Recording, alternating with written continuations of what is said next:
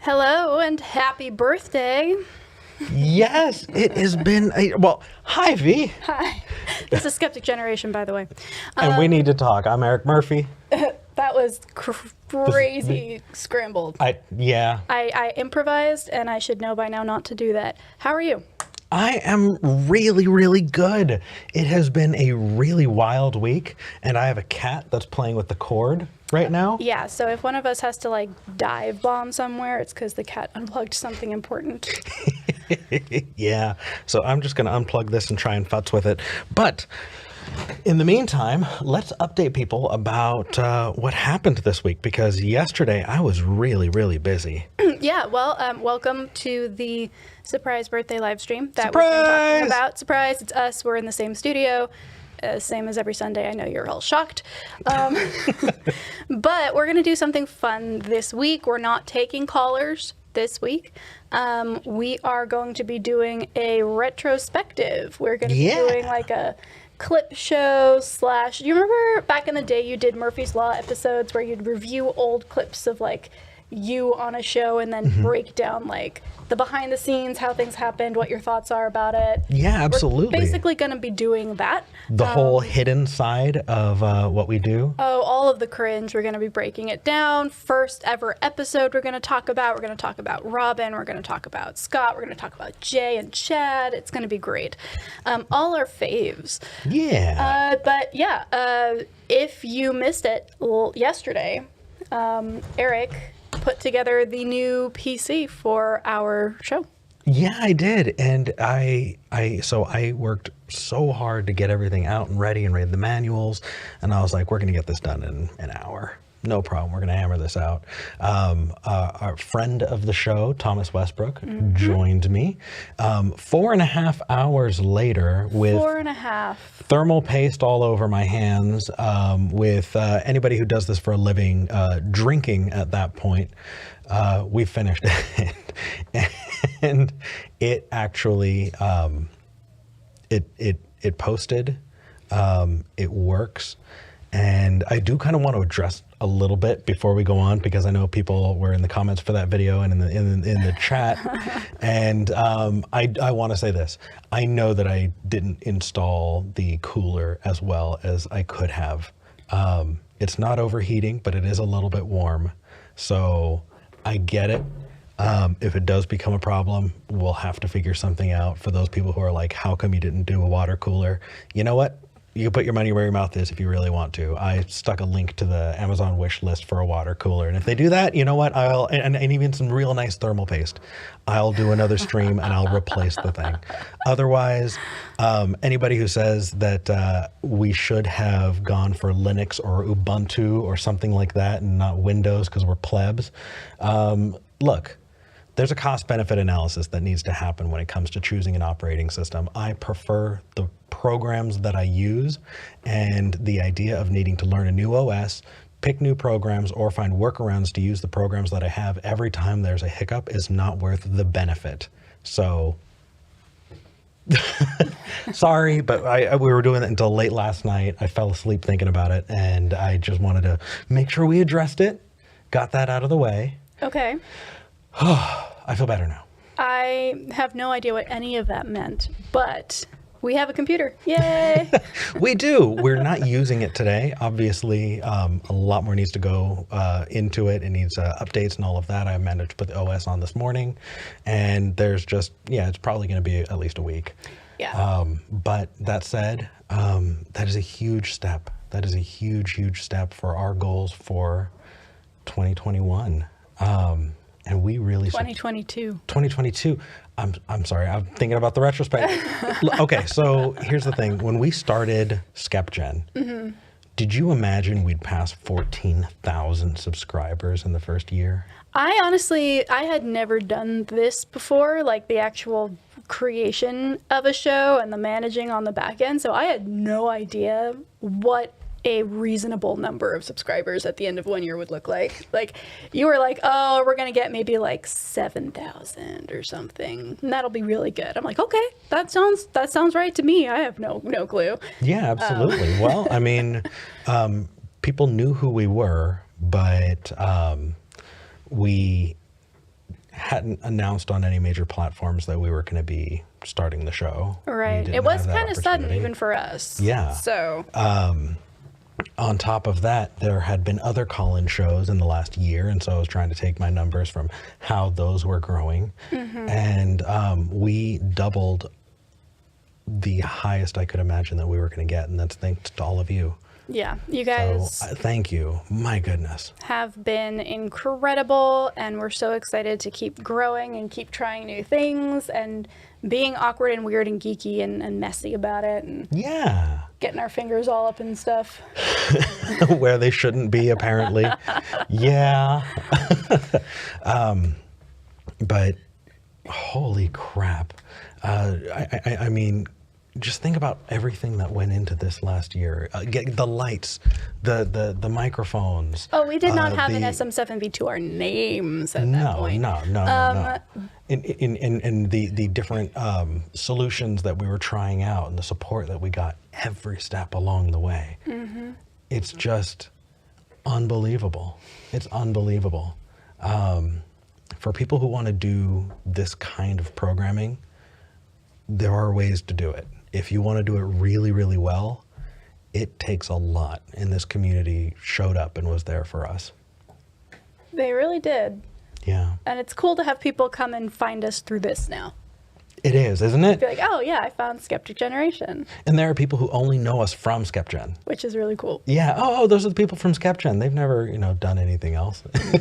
So we've done a lot of stuff. Okay? Yeah, and we're still making progress. I mean, we're still changing things and updating things. If you listen to the podcast and you haven't seen that there are now chapters in there, that's the thing that I've been doing for the last couple of weeks. Also making sure that advertisements, I found out how to be able to go in and, as far as ads on the podcast are concerned, they're now between calls, so it doesn't just stop in the middle of things to do that. Yeah. That takes a good amount of time to do, but making sure that we're trying to provide the best that we can for everybody is, is our goal.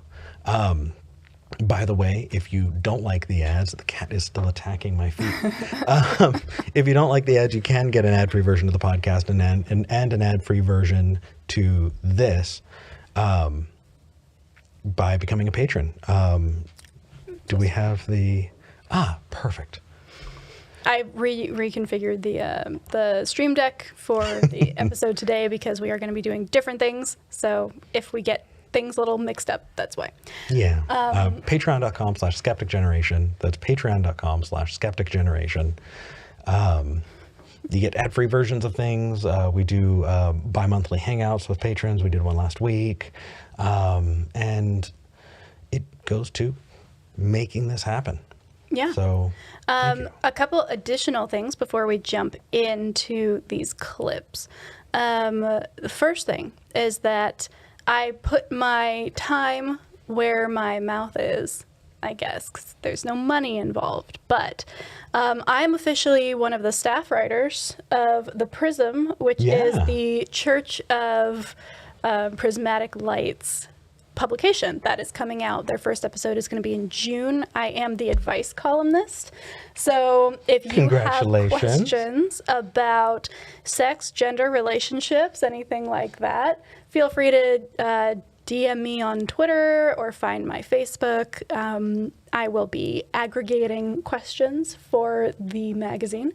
It's almost like I've done that before. Like I feel like this whole giving advice about sex and gender is like something feels familiar about it. So I'm very excited about it. A secular view on sexual I don't know, something. Yeah. Someone should create something like that. Yeah, but we are very excited. I'm super excited to be able to contribute in some small way to what that group is doing. We've talked about it on the channel before, so if you're curious, go check out previous episodes where we talk about that. Also, I have started a Medium for Skeptic Generation, which means that every week my goal is to publish one article based on something we've talked about in the show the week prior. So we have one episode up already. We're very excited. I'm just getting into writing again, and it feels awesome. And I love that I'm able to channel it into the things that I'm passionate about, like building our SkepGen audience. So look for us on Medium, and that link is going to be everywhere too now. Oh my gosh, it really is a week for announcements before we dive into things. Yeah. Because there are a couple of, do you want to? Yeah. Yep, go for it. You preempted where I was going. A couple other things. We are going to be in Portland the week of June 6th. I'm thinking that Wednesday afternoon, evening, so the 8th of June. Exactly where we're going to be, what time, is still to be decided. I'm going to be getting in touch with some people. I think we're probably going to end up at a bar in an outdoor patio area, just hanging out. Whoever wants to come by and say hi, totally can. Super informal, but we would like to see anybody who's in the area. So that will be on all the social media. It'll be on Discord. It'll be on Patreon. You will know well in advance when that is happening. Yep, 2 weeks, meet and greet in Portland. See us there. I'm going to be gone all of June and I'm going to be missing the hell out of you. And you are going to be having a special guest that we can't even announce yet. We shouldn't even announce We're not announcing anything. It is someone who's not been on this show before. And it is somebody who I am really, really excited to have on, a friend that I've known for a very long time. And you guys probably have too. Oh, for sure. Yeah. Yep. So it will be a familiar face. It'll be a face you haven't seen in a long time. And we're very excited to be able to reintroduce people and give this person a platform to talk about what they're passionate about. Absolutely. So keep an eye out for that. That's going to be freaking awesome. You guys are going to lose your shit. I kind of lost my shit. But all that to say, stuff is still happening. We had a busy May. We are going to have a busy June, and we're so down for the ride. Yeah. There are other things going on that we are, I don't think, ready yet to, like, there's some things going on with me as well that I'm hoping for. Fingers crossed. Personal stuff. I'm hoping that I might have a good announcement next month, hopefully. Oh my God, so exciting. Okay. Before we dive in, we're also going to be reading Super Chats. Super Chats are going to be going towards our studio goals. We do have other studio goals, other things that we want to get, and we also want to get a producer, someone who can do all of this technical stuff. If you're wondering why my eyes are darting all over the place, it's because we have screens up on either side of the camera, and those screens are things that I'm checking. I'm checking our audio levels. I'm checking our connection. I'm checking the live chat. I'm checking our chat that we have with our mods.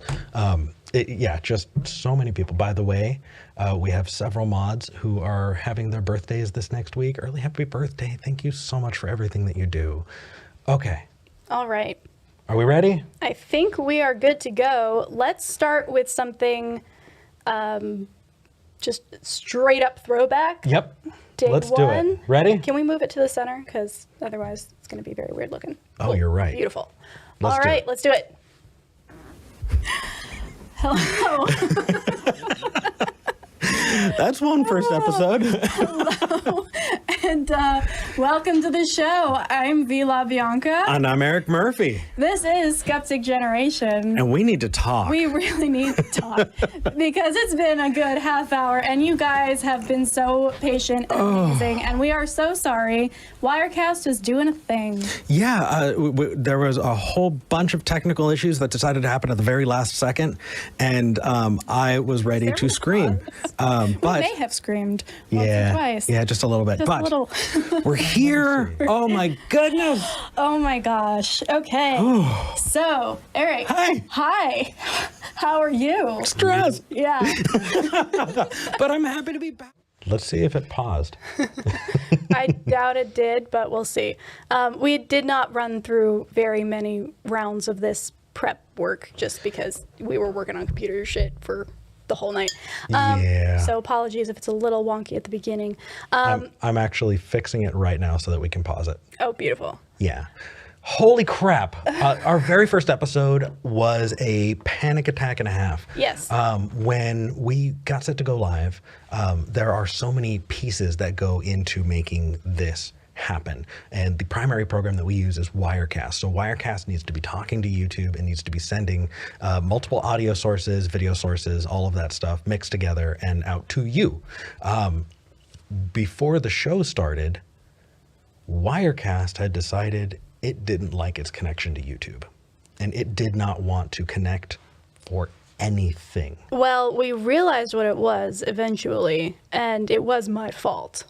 Was it? Do you remember this? No. I had been doing live streams, but I had been doing them from my laptop on the webcam function. And so when I set up our very first live stream, Oh, you're right. I didn't schedule it correctly, and I scheduled it to be coming through like a laptop webcam, which didn't work because that's not how you're supposed to schedule things when there's an actual camera involved. And so Wirecast didn't know what to do with it. Yeah. We needed to create another link. That was me. That was my fault. I was the problem there. I forgot all about that. Yep. Oh my gosh. And we didn't figure that out until after the show. Like, Oh, yeah. the best thing that we were able to do is we started another stream. That stream wasn't connecting. It's 20 minutes in, our very first episode. Tons of people are in the live chat. They're just like, what's going on? Where are they? Is this even going to happen? And Do you know who I remember being really good about everything? who? Ethan Michael was in the live chat just like, it's chill, guys. We're just going to stay here. You do what you need to do. We're just going to like wait for you. It's totally fine. So shout out to Ethan. Yeah. And also that episode, it was our first episode. We hadn't gotten the phone number out. We didn't have word of mouth for people to call in. And so what we did is we had, our friends wish us well and say, hey, we're really excited, and good luck. And it was this wonderful little love fest to get us sent off. And I remember the comments, people being like, it looks like you set this up. These aren't real callers. How dare you? You're losing your integrity. It's like our episode 1. We had callers actually out of the gate. We did have 1 or 2, but starting the next weekend, we had Brenda callers. showed up. Do you remember Brenda? You're right. Oh, we didn't grab that clip, did we? No, we did not. That's a bummer. Brenda followed us from our last episode on Talk Heathen to our first episode of Skepgen and was our official like crossover caller. And Yeah. I wish that it had been somebody a little bit nicer. Yeah, but you know what? Diving right in, it felt good. We hadn't done the show in like 3 weeks or done any kind of shows for 3 weeks, and so just getting to talk to callers was just, it's back in. We've done this for years, and it's just our comfort zone, and it's nice to be back. You should show them the foam on the wall and talk about that a little bit. You're right. You know what? I grabbed a screen clip, but I didn't prep it. So what I'm going to do, I haven't been on air. I haven't been doing this in almost a month. I know, me too. So I was let me see on. here. I don't know what happened. We will see. Yeah, I'm trying to figure out how to pause it. Let me see if we can figure out how to pause it really quick. Is it going to be that little bar? Wait, on the bottom there? Possibly. It froze, so we could do that. Yay.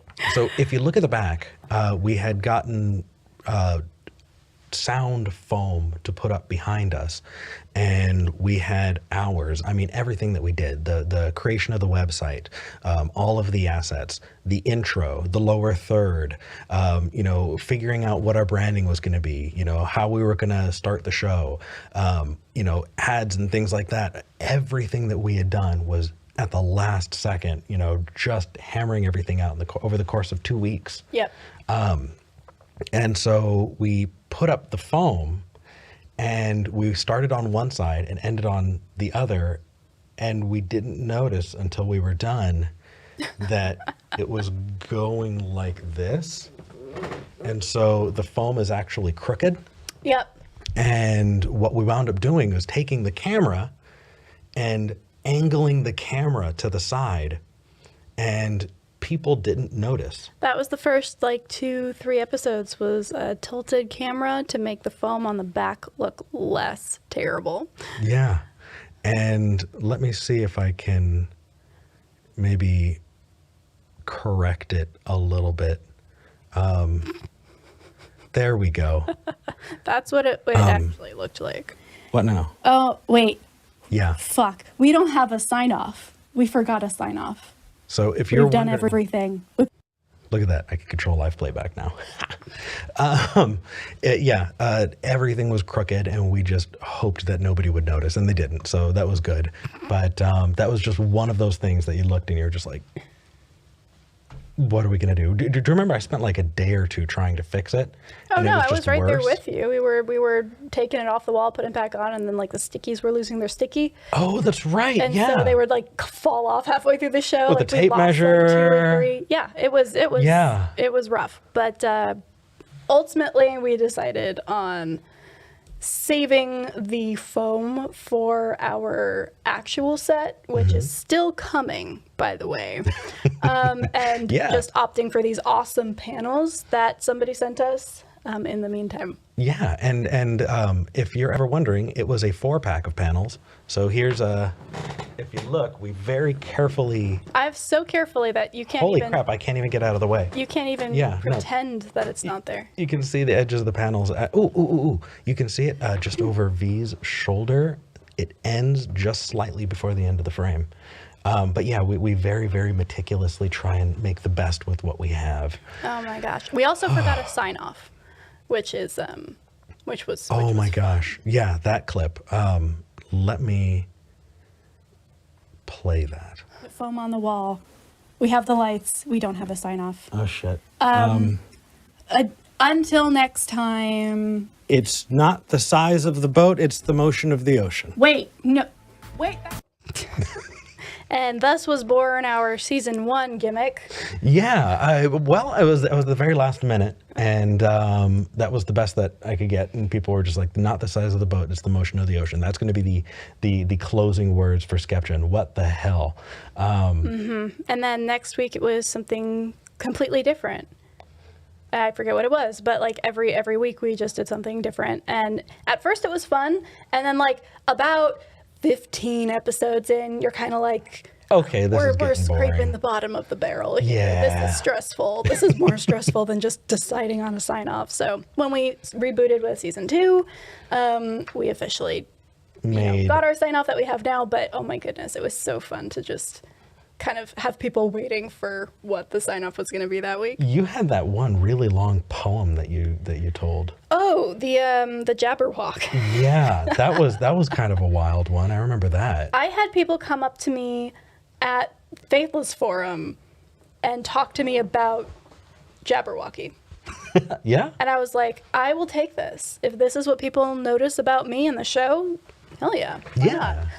Oh man. Yeah, and so we finally settled on. We knew that our phrase, our catchphrase for the show is "We need to talk." It was the first thing that we tweeted out when we that started was building so hype. funny. Okay, so we had decided that was going to be the catchphrase before we did most other things, right? We had a couple of the basic branding details out. Mm-hmm. We coordinated so that we both tweeted, "We need to talk." No context, no explanation, nothing, just that. The number of people who freaked out and were like, what is happening? What did I do? What is happening? Yeah, it was great. It was a lot of fun. It was causing that anxiety for everybody. It was good. And so yeah, we decided starting in season 2 that we're going to wrap that up at the end of every episode by saying we're glad we had this talk. Yeah, which I think was a follower or a subscriber suggested that. Yeah. So shout out, thank you. We did read the comments and we saw that. Yeah. Okay, so we had the first episode. We got it done. Starting at the second episode, we actually were on time. Technical issues were a thing for a very long 2, time. not 3. Both of the first 2 were Oh, fun. right. Links. No. Okay, hold on a second. Let me get this right. Go to links. No, wait, no. No, clips. Clips. Yeah, that's correct. Okay. Yeah. I'll You get can this. also just click it on the screen. You don't need to use it. Ha! I got it. Oh, okay. What is on my face? Should we throw it up? Yeah. Okay. Good. What's going on? Look at that. I'm not going to comment. I was having technical difficulties. We understand. We feel your pain. Yeah. Have you seen that? Uh-oh. I'm gonna hit play again. All right, let's take Scott in South Carolina. Scott has been trying to call in and has been very diligent about it, and wants to talk about why some people look at evidence for God and accept it and others don't. So great question. Scott, welcome to the show. Hey, Eric and V, how are you? Doing good. Excited to talk with you again. Thanks for trying so hard to get on today. Yeah, we saw you kind of dropping out over and over. We're like, what's going on? I'm not going to comment. I was having... I got to admit, I kind of forget which one this is. This is the C.S. Lewis versus... Oh, right. We understand. We feel your pain. Yeah, have you seen the show? No, it's all user error, so... oh, my goodness. That's okay. What can we help you with today? What's your question? Well, that's my question. Last time we spoke, Eric, you asked if I could call back and we could talk about the idea of man's sinful nature, and I want to have that conversation. Oh, but I wanted to ask you guys. But I wanted to ask you this question for some time now, and it's a genuine question. It's not a setup for me to give you my answer. Mm-hmm. I really do wonder, through 2,000 years of Christian history, and people certainly smarter than me, have been atheists and have weighed the evidence and have completely committed themselves to the Christian idea. Mm-hmm. Most notably, in my mind, because I'm a big fan. Okay, before we go any further, there's a whole lot to, just on our side of things, there are so many pieces that go into that. So the number of people through history who are smarter than me have come to this conclusion. That is definitely something that I told myself as a believer, that I may not get it, but smarter people than me do. So that's a me problem. Mm-hmm. And so as he's talking, we're listening and we're thinking about, where that's going. And so as he was kind of saying that, my first thought was, okay, this is a different kind of fallacy, right? This is going to be an ad populum or a appeal to authority. But he went into something that he was so not ready for. Okay, so for people who don't know V, you guys, V absolutely is the biggest nerd when it comes to a very specific kind of literature. And if someone is going to bring up Tolkien or C.S. Lewis, V knows their shit more than most. It's like, it's not often do we get calls that are specifically things that we have an expertise in, like a legitimate expertise, and Scott called in with one of V's. Okay. And is C.S. Lewis. Was an atheist till he was in his 30s, and finally couldn't deny the evidence. So that's my question to you. Why do some see the same evidence and believe, and others, like yourselves, I'm assuming, see the evidence and say that's not good enough? So if you were not on, I would have gone generic. Yeah. And been like, oh, well, this is why it's flawed reasoning. This is why, that wouldn't work. Could you imagine using that reasoning elsewhere? And honestly, for a lot of calls, that is where we go. Not necessarily because because we don't want to speak on things we do not have expertise in. Mm-hmm. We do have expertise in informal logic and in argumentation. And so we can use that to guide people into, thinking about their argument in a more skeptical way. And that has its value. But on those rare occasions that one of us actually does have that depth of knowledge in an area, it really is always so much more fun to dive in and be like, all right, let's get into it. Let's get our hands dirty. Yeah. So let's watch you respond here. So it's funny you should bring up C.S. Lewis. I took an entire class at my Christian college on the Inklings. Who are the Inklings? The Inklings was essentially it was a group of Oxford professors who would meet at the Eagle and Child Tavern in Oxford and read each other's stories and brainstorm story ideas together. And it was George MacDonald for a little bit. I know that C.S. Lewis and Tolkien, obviously. There were a couple others that cycled through, but it was essentially a writing club for Oxford professors. That the echoes of that club are still read today. Oh, not even the echoes. Cool. That group of people created an entire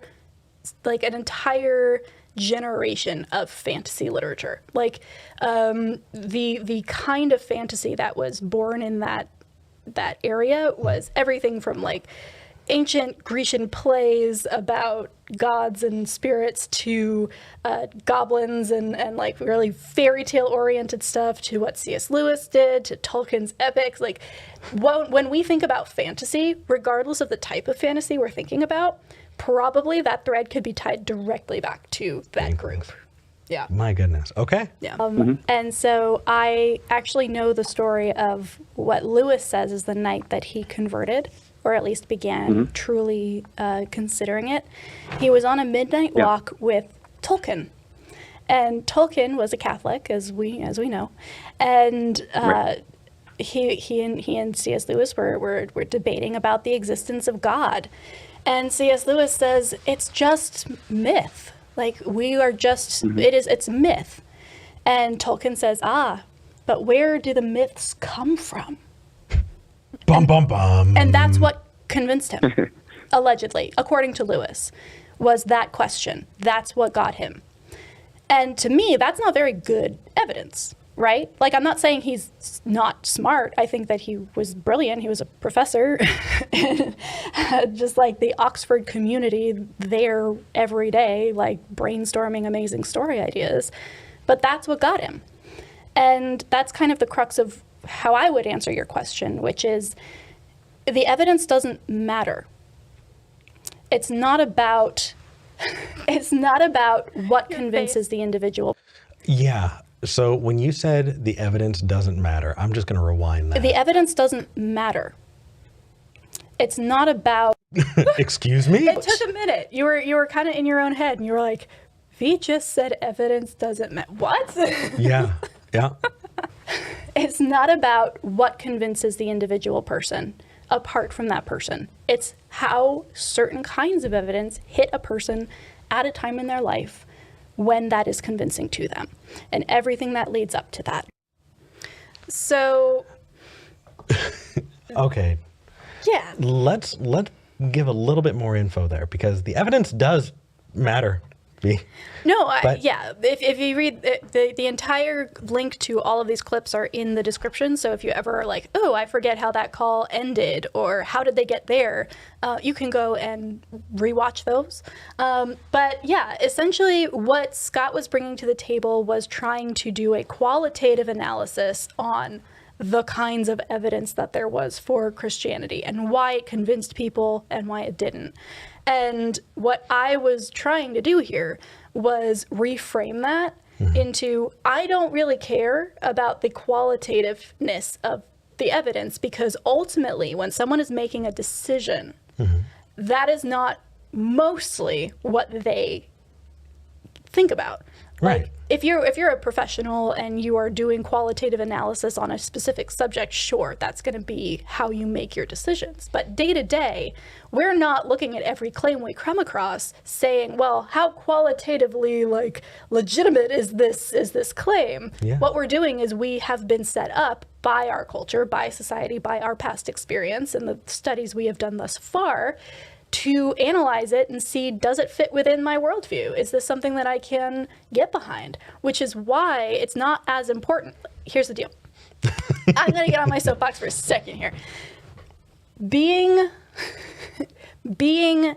analytical about a piece of evidence all the time, every time you come across evidence, is not as useful as making sure that what you are bringing to the table is accurate. And that can be a lot more engaging, that can be a lot more fun, that has more time to grow and expand. So, for example, I know that I have a specific view of the world. I wear my little, V glasses. Yep. And I can't control every single time something enters my head and is convincing to me. It's not possible to control what is convincing to you. And if you try, that is going to just stymie your entire life. You're just going to always be like, okay, I just learned a new claim. I need to go research all of that now and decide if that little claim is true. That's very exhausting. If you like doing that, cool. But a more efficient way to do that, way that works with your own heuristics within your brain, is to make sure that you are building up a database in the background that will kick out bad information before it convinces you.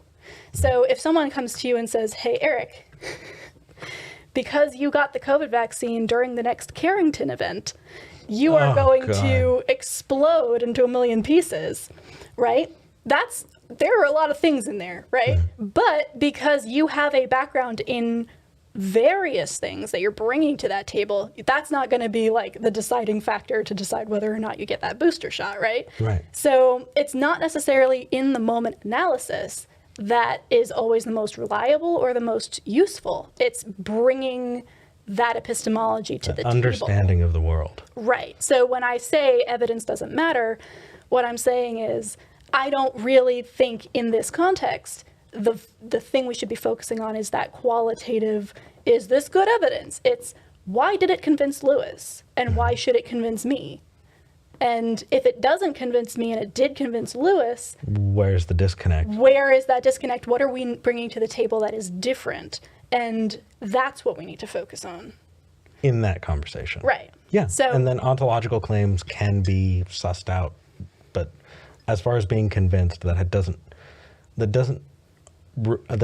have a one-to-one reflection in reality. What you're convinced of is not reality all the time. And because of that, you need to treat on its own grounds. Does that sound about right? Yeah.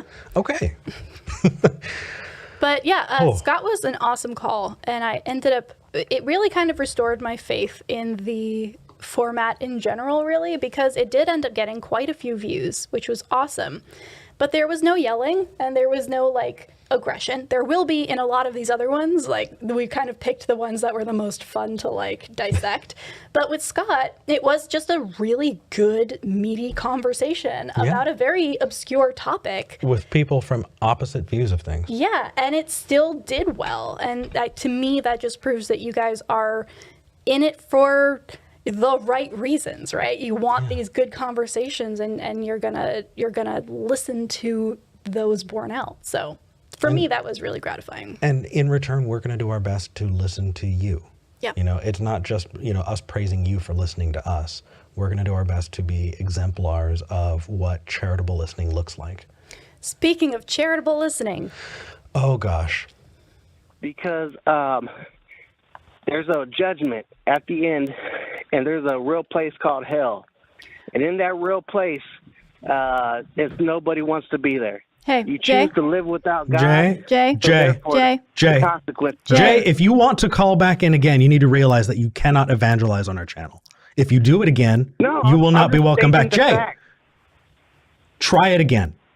No, wait, hold on. Try it again and you get dropped. Do you understand me? This is not a place to preach. Why didn't you want to answer the question, though? I'll answer the question, but you just waxed poetic, philosophical into trying to preach to our audience. This is our channel, dude. Respect that. Jay. No, I will. That's the judgment. Okay. Before we go further, I lost my cool. Hey, with certain people, that is not the wrong thing to do. Yeah. I will die on that hill. It's just the idea that, at that point, you're not even asking a question. You're just talking at people. You're just evangelizing to them. And if it kind of takes me back to when I was a believer, this idea that if you're going to be spreading the good word, you can get away with a whole lot of crap. You can get away with a whole lot of condescension. You can get away with a whole lot of evangelism. And if you don't get to do that, then you're being persecuted. And it just doesn't have any place on our show. Talking about philosophical concepts are great, but evangelizing like that is nuts. And I lost it. Come back, Jay. Try it again. No, wait, hold on. Try it again.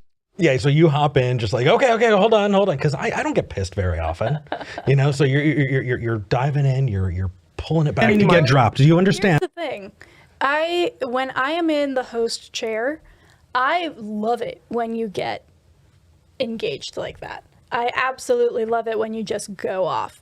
My role, I consider at that point, is to be the timekeeper and be like, hey, if this is really where you want to go, we can go there. But just so you know, we've got like 20 minutes left. Yeah. So I'll jump in. And if you go, nope, we're doing this. I'm like, okay. Yep. Did my job. Go for it. But you did. Okay, let's just watch it. This is not a place to preach. Why didn't you want to answer the question, though? I'll answer the question, but you just waxed poetic, philosophical into trying to preach to our audience. This is our channel, dude. Respect that. Jay. No, I will. That's just my opinion. That's what I'm saying. Guys, focus, please. Quiet Coyote. What is Quiet Coyote? I have coworkers who are elementary school teachers, and what they will do. Is it this? Yeah, it's like Quiet Coyote, Got and it. everybody shuts up. Okay. Yeah. Look, Jay, my answer to your question is exactly the same answer that you gave to me. I led a good life. I didn't hurt anybody. I was honest in the way that I looked at the world, and I took a risk. And I decided that I was going to follow my own moral compass because I thought that that was the right thing to do.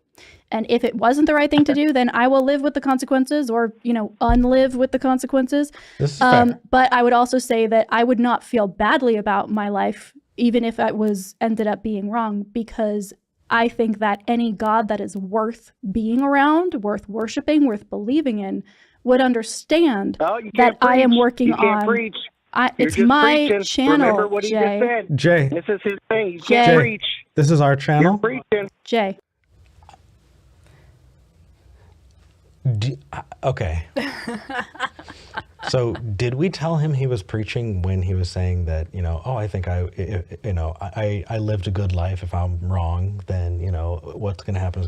We didn't tell him he was preaching then. I don't think that it even matters if when we brought preaching into it.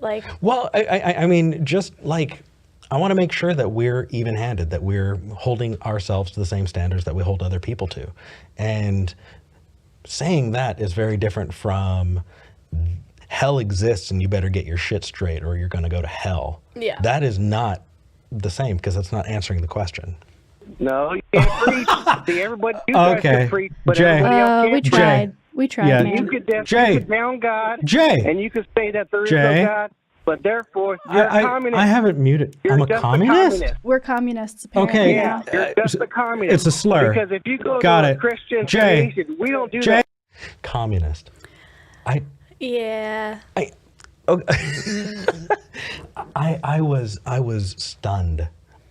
We have our reaction here, but in the heat of the moment, you don't get to say all the things that you want to say. But We Let me let mute you him. Can I mute him? speak, and No, we I let want you to hear what say he's your- saying. Oh, I muted him. Hold on. Let me unmute him. You guys are dishonest. He's just keep on going. Okay. So, Jay, yeah. he hung up. Oh. Oh. That was unexpected. Okay, We definitely so- didn't want him to do that. No, okay. Eric got pissed, and Eric's going to talk for just a minute. Number one, if you're going to use slurs, make sure at least the other person understands what you're saying. Calling somebody a communist means that you have a political difference. The fact that you grew up in a society, or you grew up in a culture that uses communism as a slur means you are never going to have productive conversations with other people. So try again, take that tool out of your toolbox. It's dumb.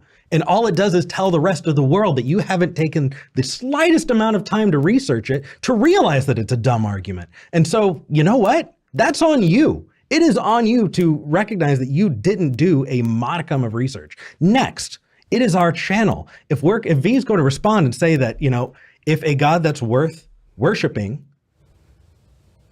if there's a God worth worshiping, they would understand that V did their best with what they knew and understood. That's not preaching. Let me tell you what preaching is, right? Evangelizing is called for in the Bible. It is the Great Commission. Yep. That is something that we don't have. We don't have a Great Commission. We're not here to tell people about Jesus Christ. We're not here to convince them that they're sinners. We're not telling people that there's a blood curse that they need to try and fight so that they can go to heaven or go to eternal torment. All of those things are things that you're doing. It's saying that they may not be true isn't preaching. It's just challenging you on your assertion. The fact that you would call us dishonest after all of that when we listened and are trying to understand just means you're not ready to have the conversation. Call in when you understand what communist means. If you use it as a slur, I'm just going to laugh at you and hang up. What the hell was that? Oh my goodness. That's funny. Yeah. I mean, where do you even go? You feel like you need to bring out a communism 101 class? I mean, I would love to see what a communism 101 class is. Well, I mean, personally. I start with, never mind. You're going to get me to teach communism one. I'm not going to do it. If one of us is going to teach a communism 101 class, I feel like it would be me. We can just get we could duke it out. just get Brie up in here. Fair. Have her do it. Hey, guys, listen. Yeah, if you're going to talk over us the entire time, or you're going to throw out accusations like that, you're not going to get anywhere with the people you're talking to. At that point, you're performing for other people. But communist, you're a communist. Like, you know what's implied there, what he's trying to say. Oh yeah, no, it's a direct result of a very successful propaganda campaign run by the United States in the 50s and 60s. Like it's a thing, and it extended through the Cold War. So there is no surprise there. That is not something that is shocking. And what they ended up saying, a lot of the commenters on that clip ended up saying was, oh, this has to be a troll. This has to be just somebody messing around. They can't really believe this. Guarantee you they do. I guarantee you, because a lot of people do. And I think I call it out later in that clip that we cannot just assume that everyone who calls in and is just as, pants on head ridiculous as Jay is a troll, because what that does is it minimizes the harm that actual people who actually believe this and are in actual positions of power are able to get away with, because we are not holding them accountable to those bad beliefs. We're saying, oh, no one could really believe that. That must be a troll. So, take Jay seriously. And I know that he is ridiculous, and I don't imagine that he's coming on the show again, but the idea that we can dismiss the Jays of the world because they make us laugh is dangerous. Yeah. Don't do it. They're they're not mentally ill. And yeah. Well, I mean, we don't know, but there are people who are not, who also believe what Jay does believe. Actually, I want to clarify that. Yeah. As being the best interlocutors that we can be, we will never write somebody off and assume that they are mentally ill. If it turns out that is the case, that is something that can be, evidenced later, but we will never write someone off for with that kind of assumption. Yeah. And if you're in the comments and saying, oh, well, religion is mental illness, or I shouldn't have to listen to this person because there's mental illness, you're part of the problem.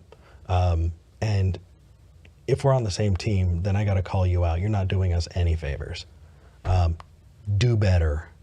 But anyway, sorry. Now you ready to move on to the next clip? Yeah, so this one was definitely interesting because it was the only clip like this that we've had on this show, because nobody calls in about flat Earth anymore for some reason.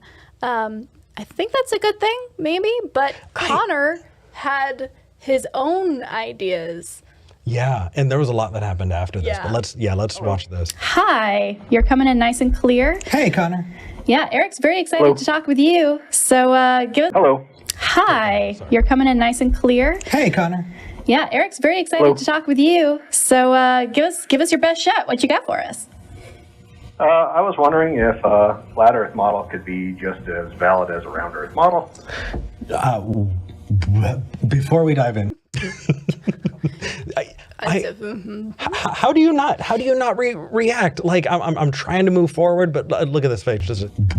Before we dive into this, yeah. What the hell? Where are you coming from this from? Like, where are you coming at this from?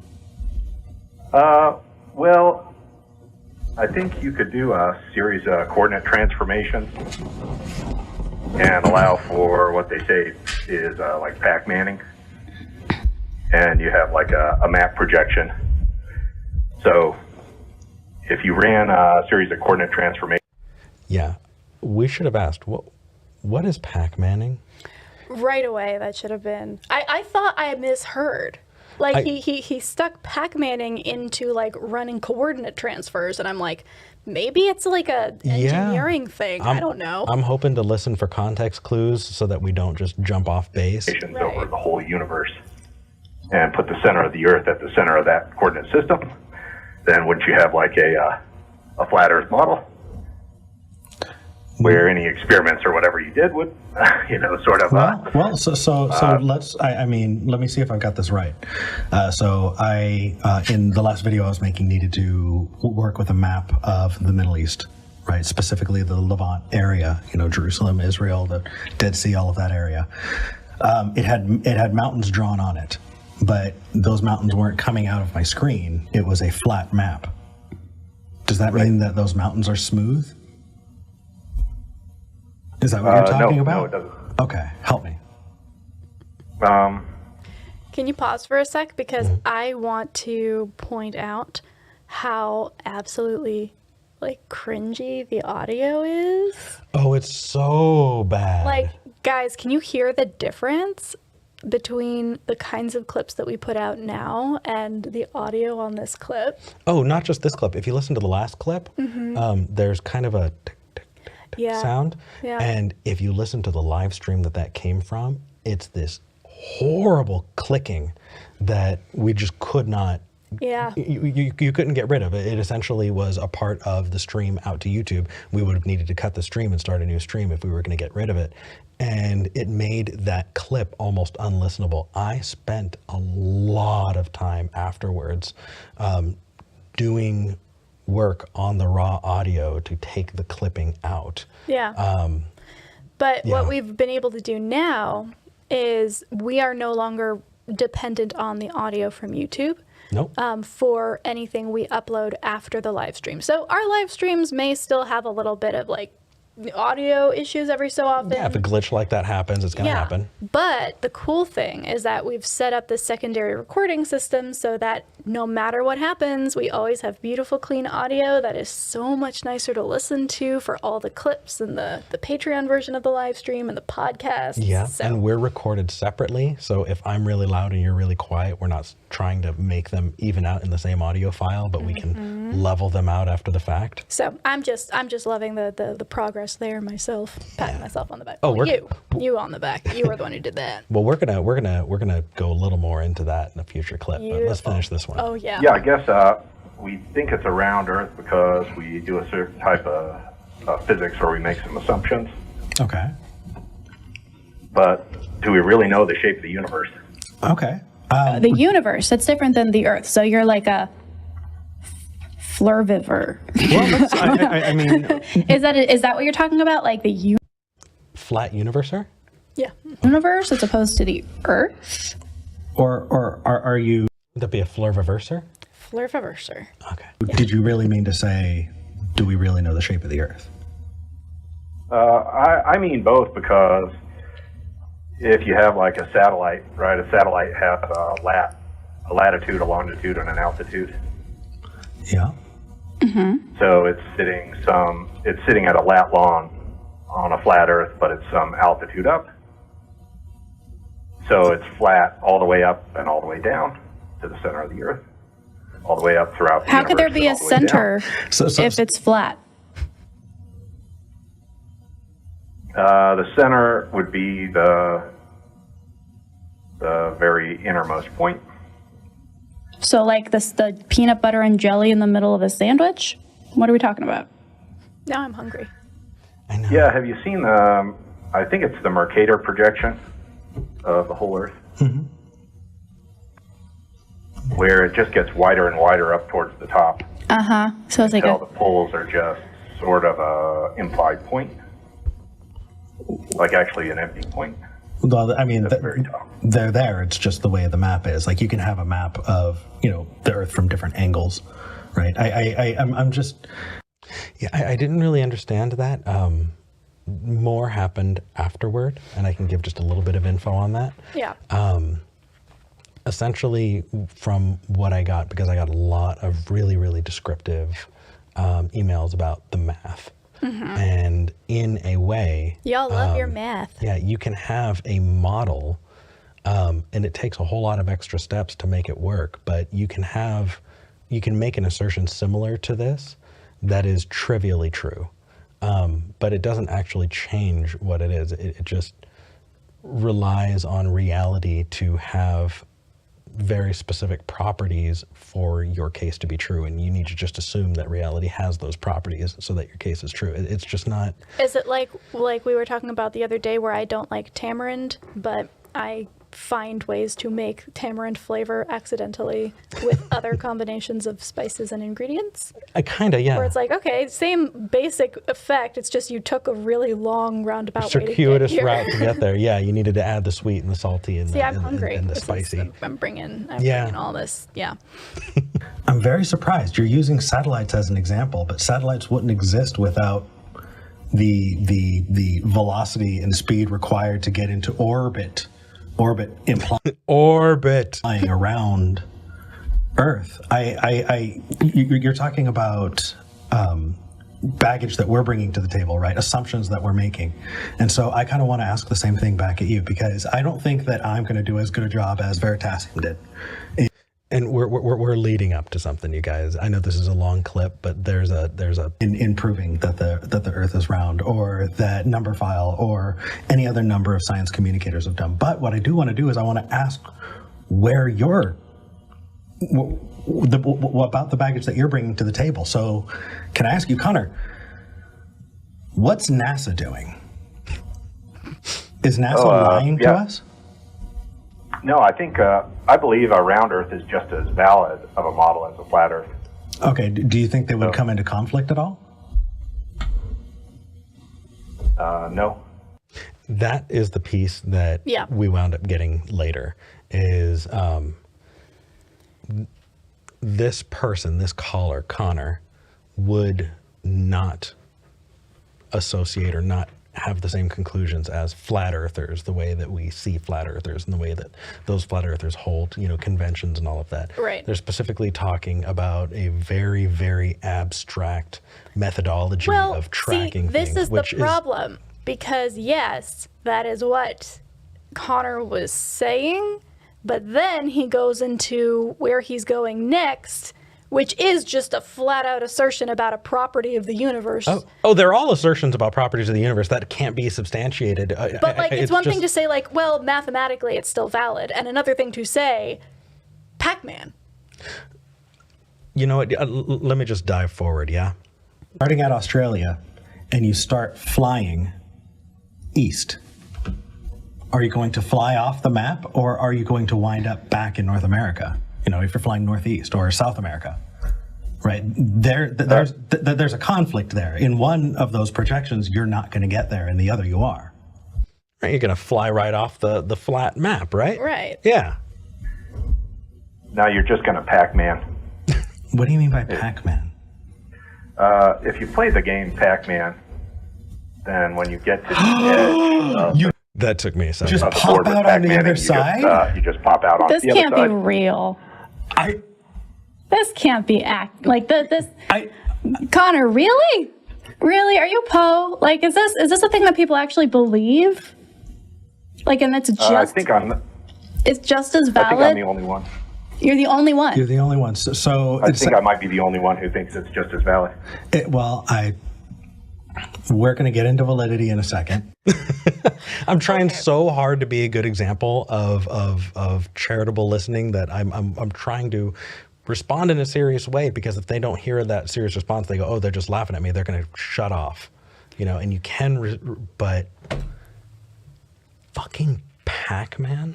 Yeah. I love the fact that he just straight up was like, nobody else thinks this is true. This is just me. I'm like, okay. So, yeah, well, and we're sitting here. This is a call-in show that we run. We're trying to apply skepticism. What does it look like when you apply skepticism to that claim? That's the best we can do. right. Yeah. Yeah. That was fun though. Like, and what I loved about that clip and the conversation it generated is we did get emails and we did get comments that were like, oh, here's how you could have engaged this part of the conversation better. Or you said you wanted more info on this. Here's that information.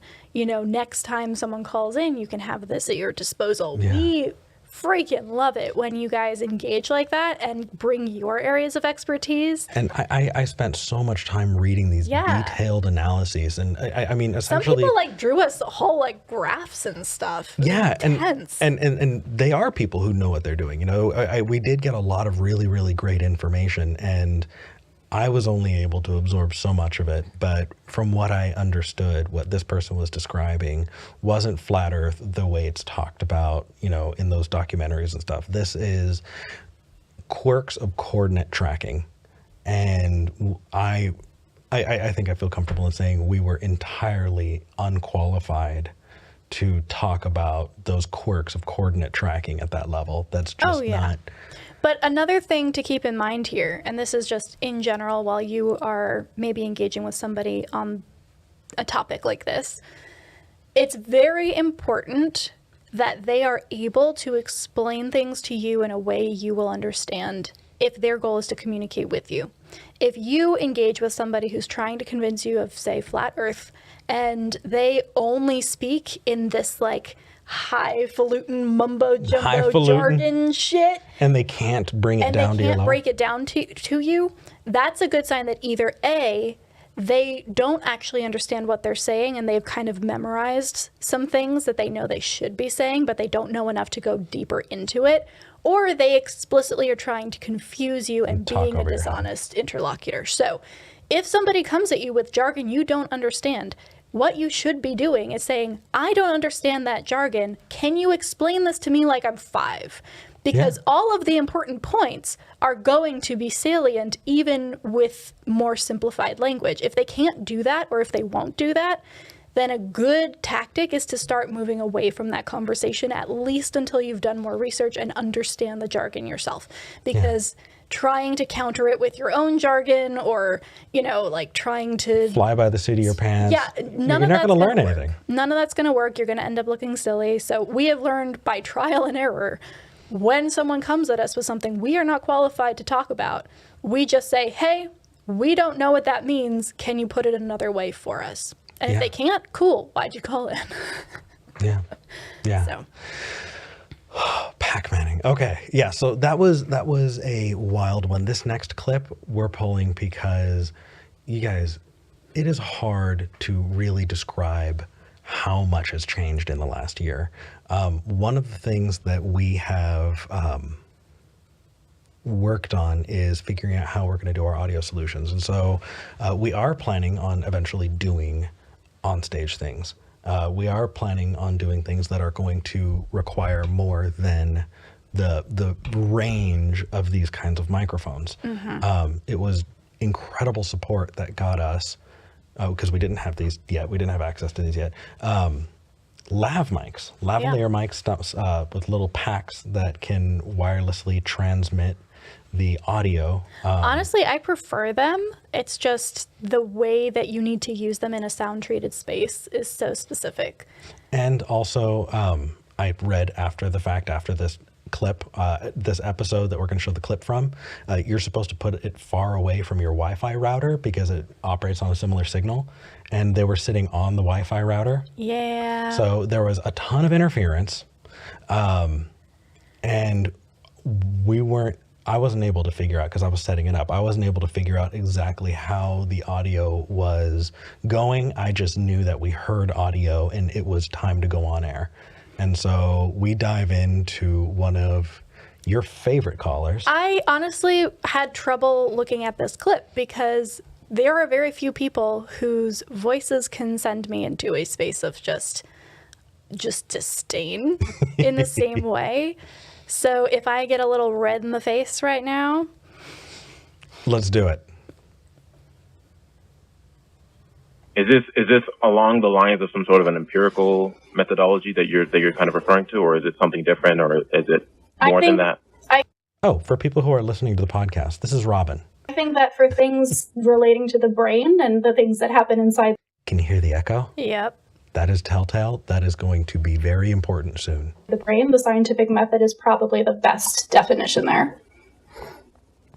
Okay, I'm asking more generally. Why would you believe anything to be true as opposed to its opposite?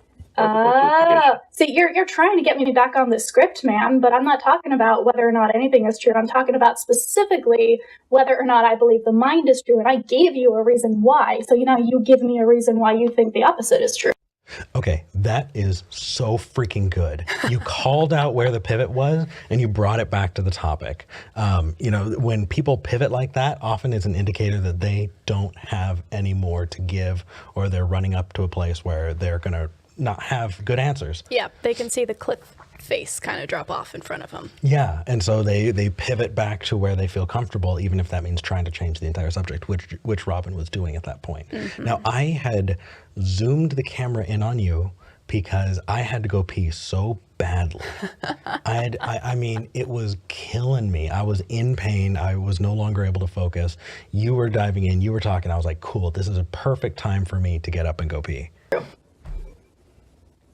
Well, I believe that the opposite is true because I believe that God has revealed himself. But I'm just asking why. So wait. The concept of. So I have to have multiple corroborating sources to back up my.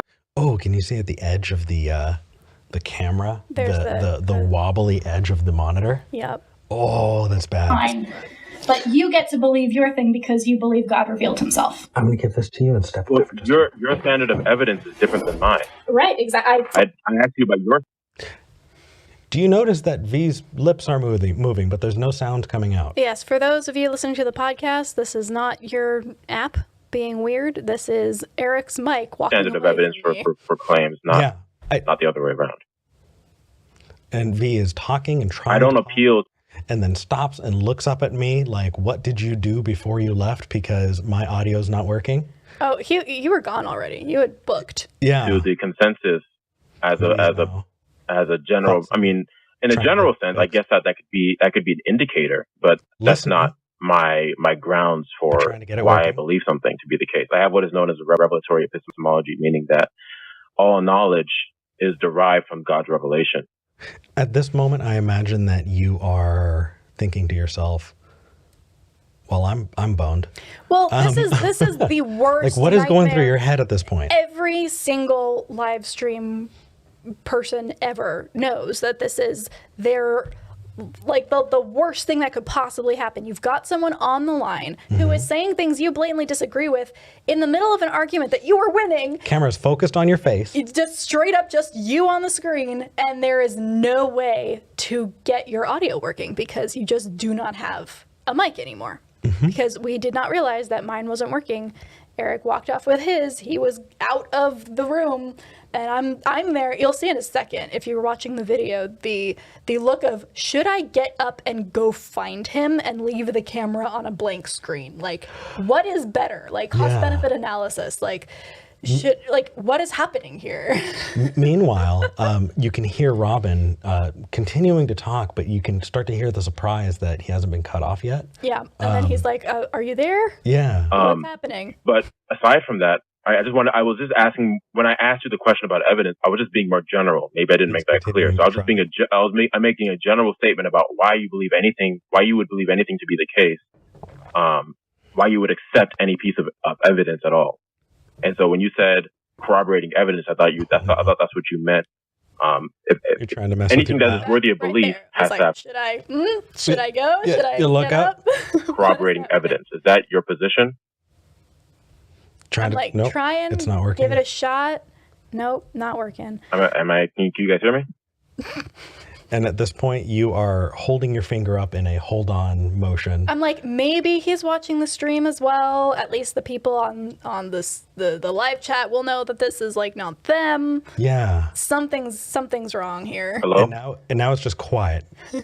Hello? You're trying to work on it. Meanwhile, you're talking. just like do. Oh yeah. I'd held it for so long. I was. And so at this point. You can yell. So for people again who are listening to the podcast, V pulls off their earbud and you can see visually is yelling. So meanwhile, I am washing my hands and I hear Eric, from the other room, and I'm like, what is going on? Why would this even happen on stream? And then it hit me. I left my lav mic on and everyone had to hear me pee. That, they heard the toilet flush. That's funny. And I left my lav mic on, and now everybody was listening to yeah. That's what I thought had happened. That's hysterical. I didn't know that. That would also be terrifying. Yeah, and so in a completely I take it back. This is not the worst nightmare. The worst nightmare for a live streamer would be that. Yeah. And so when I come in, I'm red-faced because my first thought is, holy crap, I just subjected our entire stream to listening to me go to the restroom. Oh my God. Let's get back to here. So you are now yelling that... Hello? Yep, he was very patient that first time. He was, and it is just absolutely quiet. Everyone's watching, and it's just... Clearly talking through your mic the whole time, because my mic is not working. Oh, no. Yeah, so I'm you were like, oh, no. Silently relieved. Yeah, that is exactly what was going on. You were like, only my lav mic has been on this entire time, but it was turned off when you got up to go to the restroom. Oh, thank goodness. Yeah, that definitely was a situation of, oh good, V is the one who had to deal with that particular embarrassment, not me. Nightmarish. I felt so bad. Let's watch the rest. Yep. I can hear you. I can hear you guys now. Yeah. That's embarrassing. Sorry about that. Apparently my mic hasn't been working this whole time, and I've been using Eric's mic, which... Okay, as a master class for people who do find themselves in this nightmare situation, you didn't yell, you didn't cry, you didn't storm off screen, you didn't, what you did is you hung a lantern on it, you didn't try to pretend like it didn't happen. Is why I've been low, and Eric left the room, so no one could hear me anymore. So we will... My bad. I could hear you before. I know just to cut off, but I could hear you before, so okay. You were fine. The thumping you're hearing is me handling the microphone. And then the sound just goes down the drain because it gets clipped onto my thing and then it flies backwards. So it was just a bad audio situation altogether. I tried to quietly step away to use the restroom, and that did not work out well. Nope. All right, so now I'm going to put this here so that we can... And so the clicking that you're hearing a little bit, the clicking thing happened now. So there's the clicking problem, there's the mic issue, there's the loss of sound, and mind you, we weren't doing safety copies either. Right, so this was just what we were stuck with. Yeah, so what you're hearing, if you go back and listen to that or watch that clip, it's in the description for this video. Keep in mind that it was a tiny microphone over here, V's over here, so the volume coming from me is super loud. The volume coming from V is super quiet, but it doesn't sound so bad because I spent hours working on that audio after the fact, the raw audio, taking the clicks out, trying to even out our voices, even though we were on the exact same file, so I couldn't separate us out. Yeah. Can both use it Okay. for the continuation of this show. Oh, that's so embarrassing. That is very embarrassing. All right, so here's the deal, Robin. I think that you like to go broad and you like to go general because that is where you're comfortable playing and that's where you can play your word games. You pivoted back into the discussion. Even though all of that happened, you didn't go, this was a wash. You pivoted right back in. I am not talking about how I know anything at all. That's not a concern for you right now, unless that's why you called in ultimately. What we're talking about specifically right here is how I know that why I believe that a mind cannot live outside of a brain. And that's all. Right? We're not getting into solipsism unless we want to talk specifically about that. But I think that we should talk more about the standards of evidence we both have for beliefs that we believe. Yeah. So.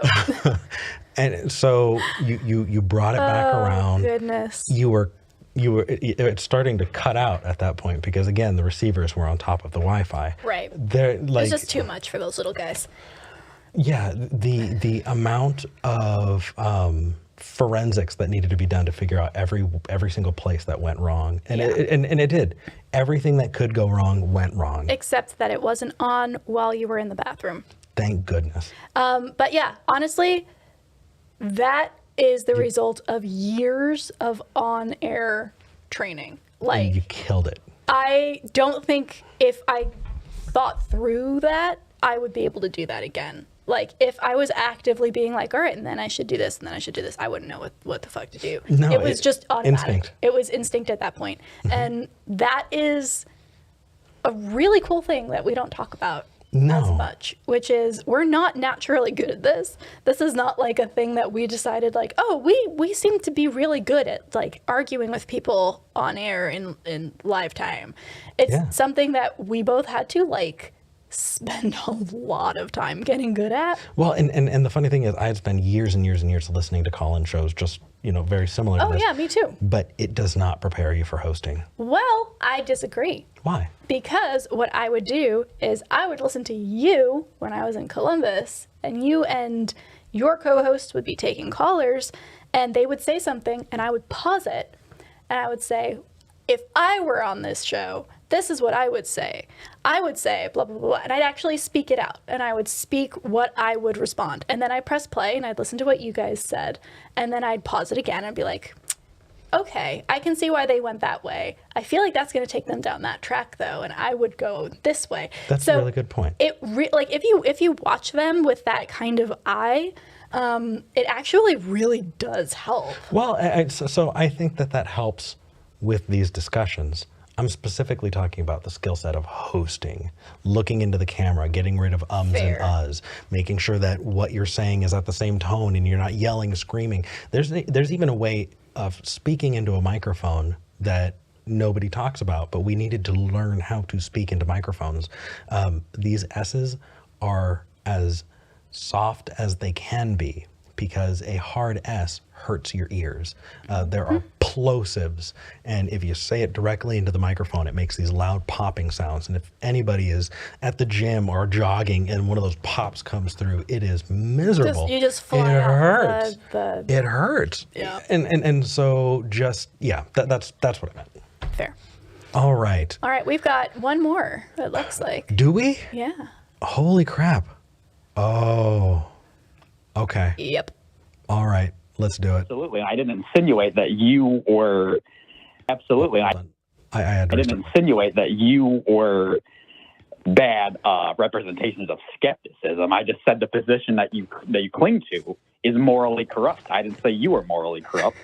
Well, so at this point, I really do recommend, this is the Chad clip, again, links in the description. Chad, up until this point, had given us a really good conversation. It was an interesting claim. It was not a good claim, but as we were talking, we were listening, responding to each other, giving criticism of the argument. And not only that, but this caller was taking the extra step that we try to take, and that is affirming throughout the conversation to the other side that they are heard. That you're responding back in a different way, repeating what the other person said to make sure that you got it right. Right. Those are all incredibly powerful tools to use in these kinds of conversations.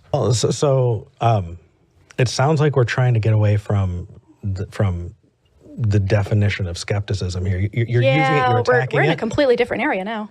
And we just wanted to stop to provide that affirmation, and I'm glad that we did. Thank you. Chad, you had made a claim that there are values in skepticism that you disagree with or that you think are wrong. Can you name one of those values? You tried, you said that at this point now, I'm going to try my best to recap the conversation so it doesn't keep going in circles. Right. It was emphasis on well-being. And while I think that's fantastic, that's actually not part of skepticism. So I think you may need to revise your definition of skepticism to not include an emphasis on well-being. Then when I asked again, and I'm trying to recap because I'm actively listening to you, Chad. Then when I asked again, you started talking about how skeptics dismiss theists because they don't like them. And that's when we stopped to affirm to you that we think we could probably like you just fine. And we agreed that we're just going to talk to each other. And so I feel like we still haven't addressed what your problem is in skepticism that is in skepticism. So bringing it back around, could you please, do you want to take that back and not say values? Maybe you want to talk about ethics or morals? So would you say that skepticism? Okay. I absolutely believe it's a value. Okay, so at this point he's breaking up, but we're trying our best to continue and hopefully understanding what he's saying. Will you agree that saying that skepticism has any kind of values like that is not true? I could have said that so much better, but just in the heat of the moment, you know, during live. Believe me, I know. I tried to put like closed captions on these and like do subtitles. It's a nightmare because nothing makes sense as a sentence. No. Like everything is like half of a sentence that is built off of by something someone else said like 5 minutes ago. It's like, this is very confusing. It's miserable, and it is not a representation of the way I would want somebody to think about the way I discuss things, but we're stuck with what we have. We're just glad that we have an audience that understands and is willing to put up with it. Well, it's actually a very intense and intentional rhetoric technique that a lot of people, like politicians and motivational speakers, will engage. There is the TED Talk speech voice and way of communicating, but no one talks like that in their day-to-day. And so even if you are communicating ideas that are not, you know, what did you have for lunch, and they have wider implications, communicating it in the way of everyday speak is one of the reasons why, unfortunately, Trump was so effective at rallying people up, because it is actually beneficial to have imperfect speech while you're engaging with people, because it makes you more relatable. Fair. That's a good point. And then we can move. It just sucks when, you know, you could say things better. To talking about ethical implications. No, it's true. Okay, so how is it? So how is it true? Traditional family values. Okay, where in skepticism does it talk about traditional family values, Chad? There's many, I said many skeptics tend to dismiss traditional values because they deem to be homophobic, like same-sex marriage, for instance. That while I totally get that that's a conversation you had, I don't think that blaming skepticism for it is going to get you anywhere. Right. You would probably object if I were to say, oh, theists are awful because of this random group of theists that said a thing once, so theism is wrong, right? We're confusing the map for the plays. We're saying a couple people are saying a thing that you disagree with, and whether or not we agree with that is off the table for now, because that's a different conversation.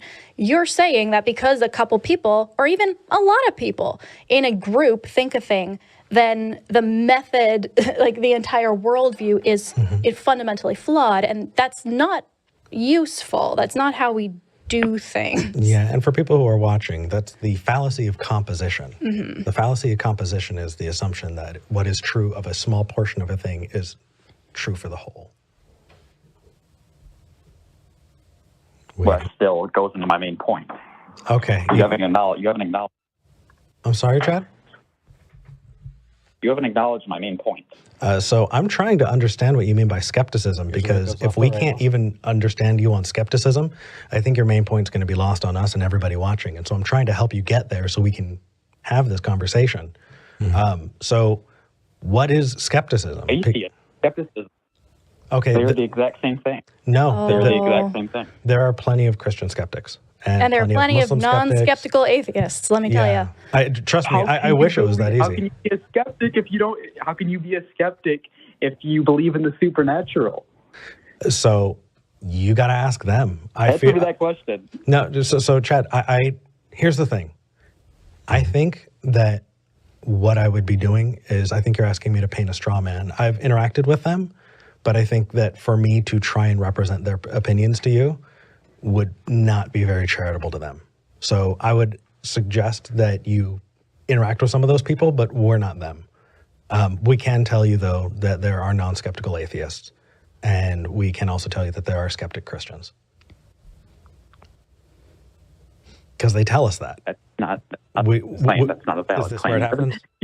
That's not a valid claim? In the goddamn country anymore. Okay. The rapid increase of homosexuality. Chad,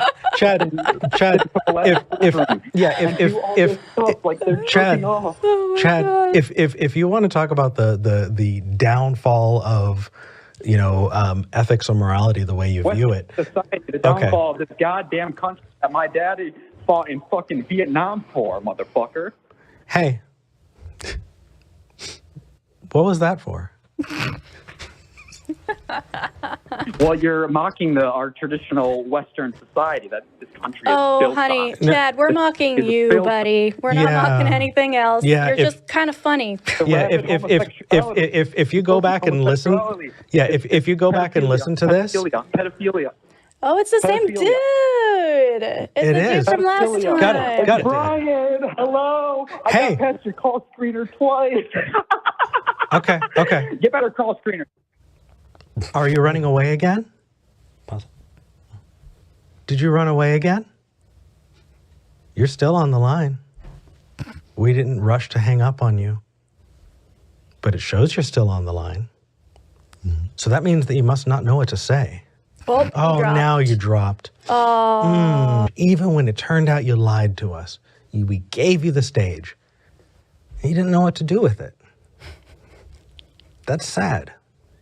I hope that you can work on these thoughts, these concepts, so that you can have these conversations with us and with others without chickening out and trying to blow shit up on your way out. We're not going to rush to. Yeah. So first of all, don't knock our call screeners. They're awesome. And no, that's a no-go. We will come for you. But also, the way you dealt with that was so just, it was funny. Aww. It was. Here, let me get rid of this video. No, do it again, Fee. Yeah, it was perfectly done, and I know that you've dealt with that particular troll the same way before as well. Well, I mean, I'm torn. At that point, number one, if you're going to be trolling, you don't deserve respect. You just don't. That's just it's a waste of everybody's time. But at the same time, this person had given us a good conversation, something that had enough meat that we could bite into and have a conversation that would be useful for viewers of the show. Yeah. And that they just decided to go Baba Booey, at the last minute is just I'm dumbstruck. It's a choice. It was a decision that Chad / Brian / Giovanni / made. But yeah, it's part of the gig is dealing with trolls, and if we can get something good out of it, and I think that this call weirdly was really good up until the last bit. It was. Then hey, we're gonna take it. Yeah. That said, that was our last clip for the day, and look at that, it is 12:58. We actually did this really, really well. That was beautifully timed, considering we did not run through that entire thing before. No. So, yay us. Let's read some super chats, yeah? Yeah, let's do it. All right. Viper Zang sent $7 and says, if you guys had a nickel for every 100 subs, if we had a nickel for every 100 subs, we'd have $7. I think that's what that is. Nice. Yeah. RG sent $2.99 and says, I'm 55 today. Happy birthday. We have a lot of birthdays in the live chat. Yeah. Bree sent $5 and says, happy birthday to me and Skeptic Generation. First show was on my birthday last year. Yeah. The 23rd. The 23rd. So technically tomorrow is our birthday, but we're not going to see you tomorrow. So we wanted to celebrate today. And happy birthday, Bree. Yeah. Is that you? Yes. King Nick 1994 sent £10. 10 euros, sorry. I think euro. Yeah. And says, happy first birthday. This has consistently been such a great show, and I'm looking forward to at least 60 more seasons. Love you guys. Always improve my Sundays. Thank you. So glad. 60 seasons. I don't know if we can promise 60, but we'll do our best. If I could do this as long as I can, I'd be really happy. Brits Krieg sent $25 and says, it's my birthday today too. Here's my gift to you. So many Brits Krieg, birthdays. happy birthday. Happy birthday. Mr. Monster sent $2 and says, do dwarven women have beards? Nerd question. Yes, they do. Muldred T. Malcontent says, what do you think about the Bear Creek Bible Church and Braidwood Management versus Equal Employment Opportunity Commission? I have no idea what that is. I do not know, but we'll check it out. Yeah, it might be something I go, oh, after the show, but I don't know what that is right now. Amit Matthew, oh, that's you. Oh yes, Amit sent $10, thank you, and says, new production computer, who dis? Well, the production computers still needs putting together, and I need to see if my thermal paste keeps the CPU cool. So far, it's looking good. Oh my God. Amit sent another $10 and says, is this a PSMR stream now? Oh, Thankfully not. Thankfully not. We are going to branch into new forms of content, but that will not be one of them. Sarah Dye sent $20. Thank you, Sarah, and says, happy birthday, SG. My dude, Robo Hales, and I enjoyed the PC build yesterday. He really wanted to help. You did a great job, Eric. Oh, thank you. I really appreciate that affirmation. I seriously, after the live stream, I passed out soon after. You came downstairs and you were like, can I have a hug? Yeah. It was a rough day. It was so great to be like watching everything unfold from my place on the couch with the live chat and just see you getting the help and like support from the people community. watching. So cool. And also from Thomas. I'm so glad Thomas came down. By the way, if you do want to watch that video, you've got 1 week. Yes. Because after a week, we are going to remove it and it'll be available for patrons only after that. Yep. So it is currently on our featured video playlist, so you can find it by going to our YouTube channel home screen, and it's also linked in the description of this video as well. So you have no excuses unless you're like, I don't want to watch someone assemble a computer with a shaky Miserably hand cam for 4 hours. Which So is entirely understandable. that is also fair, but I do know it's a niche. Yeah, it was a good hangout. Viper Zang sent $5 more. Thank you. It says, not the size of the tides, it's the motion of the ocean. Yep. And RJ sent $14.99 and says, more money because you are amazing. Oh, thank you, thank RJ. you. Thank you, everybody. Thank you for celebrating our 1 year anniversary. SkepGen Whole has year been of doing this. What even?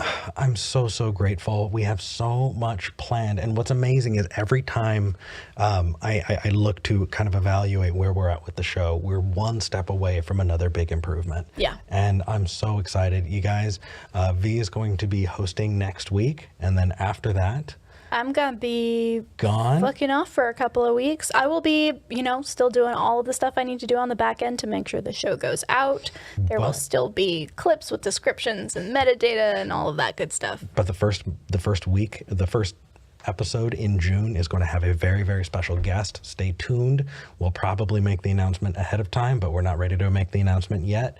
And we'll see whether or not I can get through it. One last super chat before the end of the episode. First time I'm catching you live. Congrats on your birthday. Love you both. Oh, thank you for catching us live, and thanks you for the live chat. All right. Well, until next time.